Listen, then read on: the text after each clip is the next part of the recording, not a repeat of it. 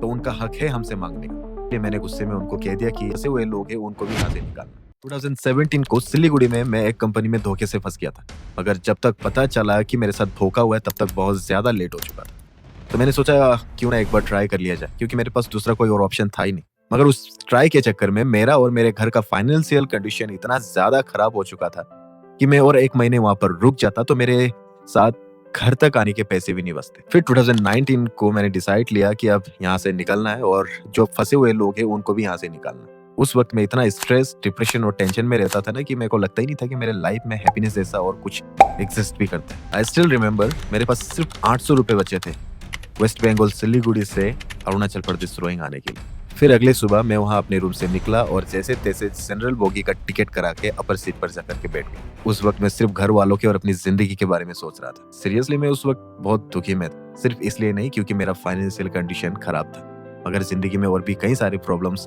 Create हो रहे थे उस वक्त, जिनके बारे में मैं अभी इस वीडियो में नहीं बता सकता। और फिर कुछ बिहार पहुंचने के बाद उस बोगी पर कुछ किन्नर्स उठे। मैंने फटाक से अपना पर्स खोल के देखा कि पैसे कितने हैं।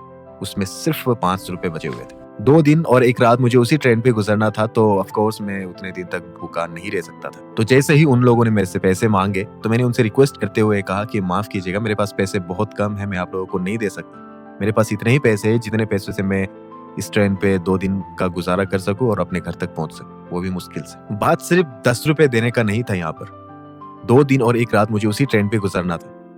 उन जैसे न जाने कितने और किन्नर्स और बेगर्स लोग आते हैं जो मेरे से 10-10 रुपए मांगते। मैं कितनों को पैसे देता और कितने पैसे मैं अपने साथ रखता उन 500 में से, मगर उन्होंने बात को समझने की कोशिश ही नहीं की।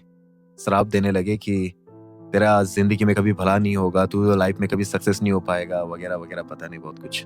पहले से ही मैं बहुत टेंशन में था और फेलियर तो मैं बचपन से ही फेस करते हुए आ रहा था। इसीलिए मैंने गुस्से में उनको कह दिया कि अगर आपके आशीर्वाद देने से ये जनरल बोगी और स्लीपर बोगी में घूमते हुए लोग लाइफ में सक्सेस बनते तो मेहनत करने की क्या जरूरत थी।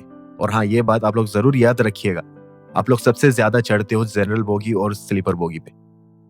वही जनरल बोगी और स्लीपर बोगी पे चढ़ने वाले लोगों को आशीर्वाद देते हो कि तू जिंदगी में बहुत तरक्की करेगा, तेरा जिंदगी का भला हो, इस तरह से आप उनको आशीर्वाद देते हो, मगर वो अपनी पूरी जिंदगी बस वो जनरल और स्लीपर बोगी पे ही धक्के खाते रहते, उनका कुछ नहीं होता। फिर कुछ लोग मेरा सपोर्ट करने लगे, मगर उन लोगों ने मुझे फिर 1-2 श्राप दे दिया उसी वक्त। मुझे अच्छा नहीं लगा, मैंने उन लोगों से माफी मांगा।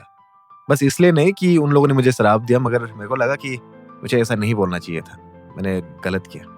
मगर उन लोगों ने फिर कुछ नहीं कहा और वो चुपचाप से वहां से निकल गए। मुझे लगता है कि उनका श्राप मेरी जिंदगी में लग चुका है।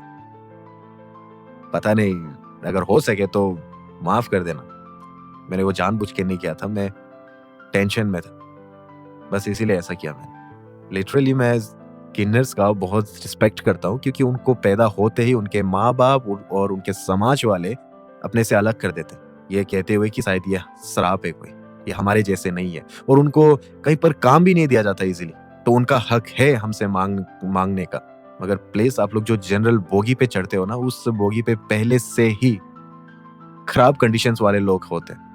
वो इसीलिए चढ़ते उस बोगी में क्योंकि उनका कंडीशन भी पहले से खराब होते, वरना वो फर्स्ट सेकंड थर्ड एसी में जाकर के बैठ जाते या प्लेन का सफर करते। तो प्लीज उन लोगों से आप जब भी पैसे मांगो और वो ये कहे कि उनके साथ पैसे नहीं है, तो थोड़ा विश्वास कर लेना उनके ऊपर। हर कोई झूठ नहीं कहता, मेरी तरह मैं उस वक्त झूठ नहीं कह रहा था। मैंने हर बार जितने भी किन्नर्स और बेगर्स लोग मिले, मैं हमेशा कोशिश करता था कि मैं सबको कुछ ना कुछ दे सकूं। मैंने दिया जितना मेरे से हुआ, मगर उस दिन मैं नहीं दे पाया तो पता नहीं